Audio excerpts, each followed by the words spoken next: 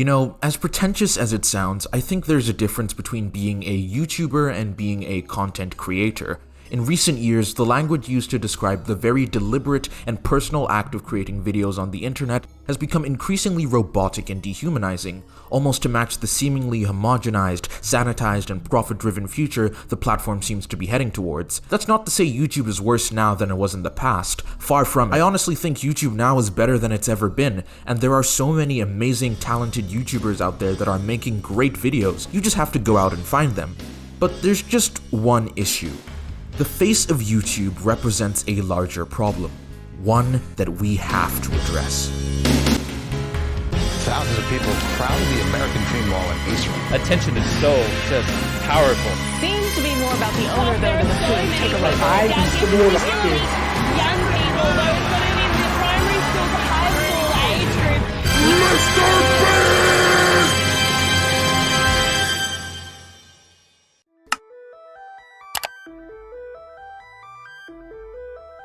YouTube has changed a lot in the last 10 years, but what has remained relatively consistent since the site's continuous rise in popularity in the late 2000s and early 2010s is the YouTube dream. The YouTube dream is something I'm sure everyone who grew up watching YouTube videos is aware of. It's something we've all fantasized about. You upload a video, it goes super viral, and seemingly overnight you become a celebrity.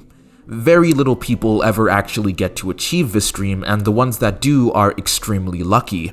In early YouTube, there would be thousands of videos all competing to go viral, but the ones that did either contained material that was funny, insightful, or interesting enough to get others to share the video around. Alternatively, your videos could be of such high quality that it completely dwarfed its contemporaries. But for a long time, what worked and didn't work for YouTube's success was largely a result of trial and error. You could upload a video of you reviewing a game while pretending to be angry and swearing, but chances are you wouldn't become the next AVGN. You could upload a video with yourself edited with a high-pitched voice, but people would sooner or later recognize that you were just copying Fred. Not to say that old YouTube was this ecosystem of entirely unique ideas and original videos, but it feels like, especially more than today, YouTube was about displaying creations, insights, art, and personalities that were unique to you.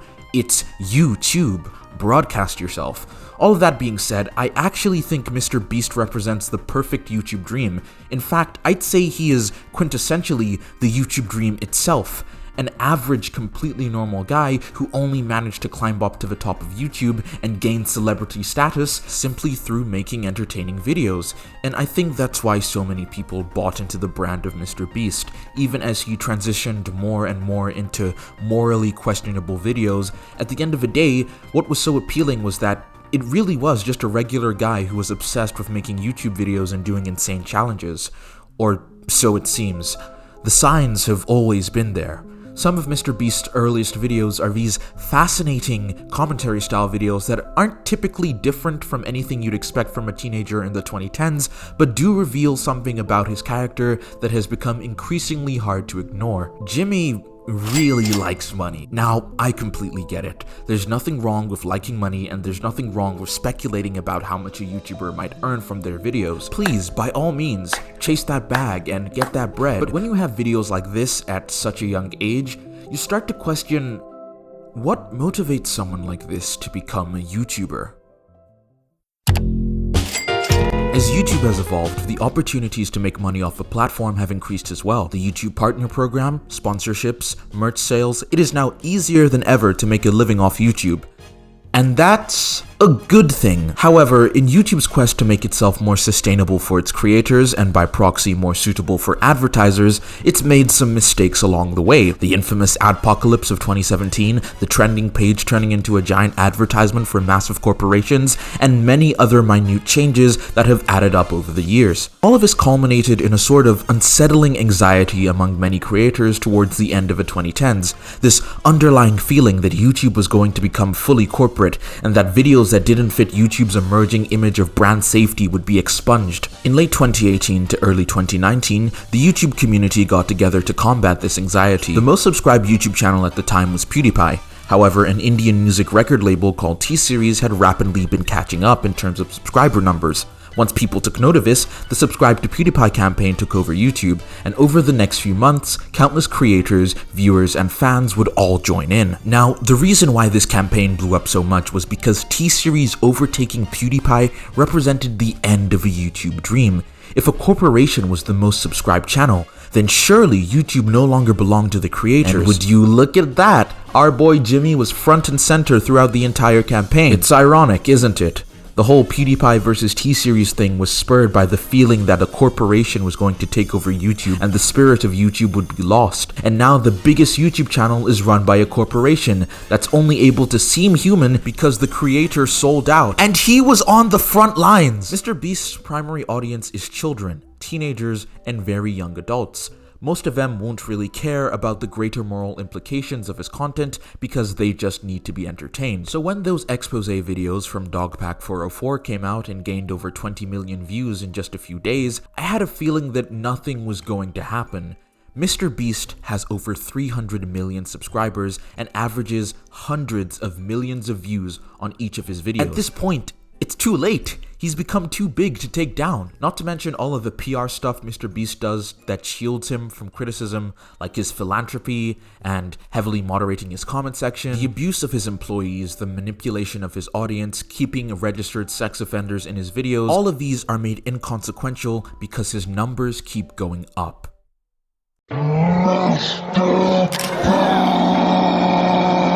At this point, identifying the problems with MrBeast are incredibly easy. I think we've all seen the Dogpack videos. I can mention how MrBeast exploits and abuses his workers. I can mention how he keeps registered sex offenders in his videos. I can mention how the people in charge of his company are all predatory, abusive misogynists. I can mention how he's been deleting comments in his comment section to prevent more of his fans from finding out about the controversies. I can mention how MrBeast's videos are designed to manipulate children into associating his brand and his advertisements with the things they want. I can mention every single problem with MrBeast, but none of that addresses the real issue. MrBeast isn't terrible because Jimmy Donaldson is a bad person. MrBeast is terrible because MrBeast has become a massive multi-million-dollar company. Corporations are beginning to invade the social media space, and people don't even realize that their favorite content creators are just a means to advertise to them. Okay, so let's talk about Prime, the energy drink made by Logan Paul and KSI. Except they probably didn't actually make this. In fact, I'd say Logan Paul and KSI basically had nothing to do with the energy drinks until it came time to advertise it. And I say this because the company behind Prime is Congo Brands, who already made an energy drink with some different YouTuber a while ago. So these influencer-owned brands aren't actually being made or managed by the influencers. They're just brands that companies paid tens of millions for influencers to advertise as soon as the product comes out of the gate. Logan Paul and KSI only promote this garbage because they get a share of the profits. These companies are manipulating people into associating their shit products with influencers they like, and it's working because influencers do need money to survive, but the consequence is that so much of modern content creation is infested to the root with product placement and advertising. Ryan Trahan's Joyride Candy is actually from a company based in Austin, Texas that was founded in 2022, but in so many of his videos, Ryan pretends as if he is the one who made it. Hey guys, yeah, so this is me launching my new candy brand, Joyride. My candy, Joyride, gets into Target on June 15th. Today, my candy, Joyride, hopefully becomes the top-selling candy in Target. It's disgustingly deceptive because so many of his viewers are under the impression that this is some sort of passion project from him, but it really isn't. It's just an advertisement. And minor side tangent here, but what is with all of these influencer food brands and claiming that they're healthier than the mainstream alternatives? It's always, oh, this has less sugar and this has less carbs, it's better for you. No, it isn't. It's probably full of other crap that's probably just as bad. Probably, I don't know. I kid you not, as I was editing this video, MrBeast, Logan Paul, and KSI all announced that they are collaborating together to make a Lunchables knockoff thing, and they're also saying that it's more healthy than Lunchables. This has to stop. I'm not saying that creators shouldn't try and make money, that wouldn't be fair. Videos take a long time to make, and honestly, being a YouTuber is a pretty risky career path. I don't care about sponsor segments in videos. Half of your favorite YouTubers probably wouldn't be able to exist without NordVPN or Raid Shadow Legends. My problem is when the YouTubers themselves become brands. They become nothing more than vehicles for advertisements. And with Ryan Trahan in particular, I feel like this guy was made in a lab. It's inauthentic. I don't know how to describe it other than inauthentic. It feels like this channel was designed to eventually go viral and just have him be perfect for marketing. Bringing it back to MrBeast, something that's been bothering me is how a lot of people have been approaching the controversies since the Dogpack videos were released. The internet, Twitter, and YouTube commentary channels have all conditioned us to put the blame solely on people and personalities. With this mentality in mind, the vast majority of criticisms these videos generate will be directed towards Jimmy Donaldson. But Jimmy is not exactly unique. He's not this devil that's orchestrating all the terrible things happening at his company, even if he is responsible. The issue is the company itself. MrBeast represents a larger problem. Companies are given the power to exploit and abuse their workers, manipulate their customers, and get away with some truly horrendous shit. And these companies are beginning to realize that with the power of YouTube, they can do all of that at a much higher scale with the backing of millions of potential customers by simply investing into YouTubers. Does anyone ever question why would any company continue to work with Logan Paul? The guy who's best known for filming a dead body right after going on a racist vlog in Japan? The guy that scammed thousands of his own fans through crypto pump and dumps and other Web3 nonsense? Why him? Well, have you ever considered the fact that Logan Paul has absolutely no sense of morality? He will do anything for clout, money, and attention. So right now you have this guy with tens of millions of followers across social media, most of whom are impressionable young children and teenagers who doesn't care about what he promotes as long as he gets a cut of a profit. No shit, companies are gonna love him. Even with controversy after controversy, that doesn't change the numbers on his channel. And with MrBeast, it's even worse. 300 million subscribers. And not fake subscribers like PewDiePie, but 300 million actual people. He's too big to take down. So, this segment might be a bit more controversial. Jaden Animations released a video shortly after the controversy about her experience winning a MrBeast challenge. Obviously, she never expected MrBeast to be exposed for some awful stuff when making her video, so I don't think it's really fair to expect her to talk about the controversy. But you want to know who should definitely, absolutely be talking about this? Moist Critical. Now, I get it. He said that he was done making drama videos. But he made that video where he said he was done with drama about a week after the Dogpack video came out and it had already blown up and made the rounds on social media. It's not like Charlie's videos take a long time to make. I mean, he's a commentary channel, and it's not like he skipped out on the opportunity to talk about other big YouTuber drama in the past. It just doesn't make sense. Except it makes perfect sense when you realize that Moist Critical is friends with MrBeast and was in the same video as Jaden. And I really don't like this because the only commentary channels who are talking about the controversies are channels like More Pegasus, who don't have any interesting insight or anything valuable to say and are only making the videos for money. Another side tangent, but commentary channels are genuinely bottom of the barrel. At least with Ryan Trahan, there's notable effort being put into every video, and the guy has a personality. All of these commentary channels are indistinguishable from one another, have basically no editing, and it's always obvious that the people making them don't care about 80% of the topics they cover. But hey, this 22-year-old has probably made over 50k in a week just talking about MrBeast. You can't exactly blame him when the YouTube algorithm, and by extension, YouTube viewers, reward him for making this. People love gossip. Hell, if this video goes anywhere, I'll owe it to the same reasons. But I believe drama videos and commentary stuff is best when it actually has a point, something to say. Getting back on track, it's a bit disturbing to see just how many YouTubers will bend over backwards for MrBeast. Even when MatPat makes a video about how MrBeast is running illegal lotteries, Food Theory still tries to give him the benefit of the doubt.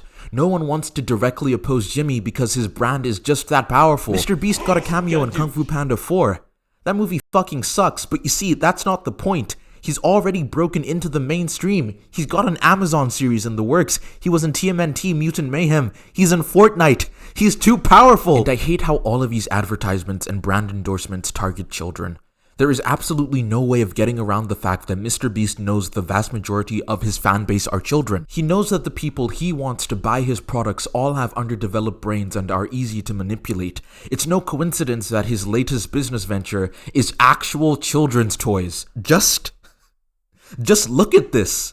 I can't be the only one who finds this incredibly weird, right?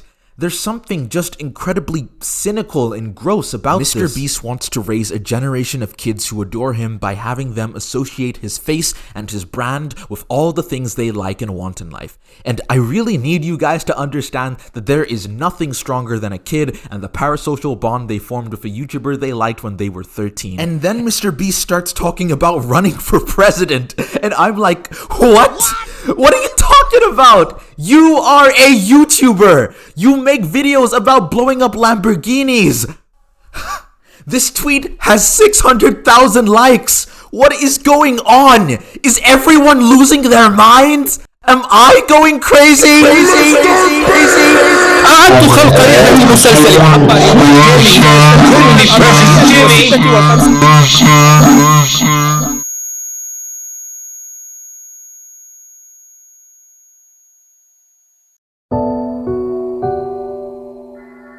You're not crazy.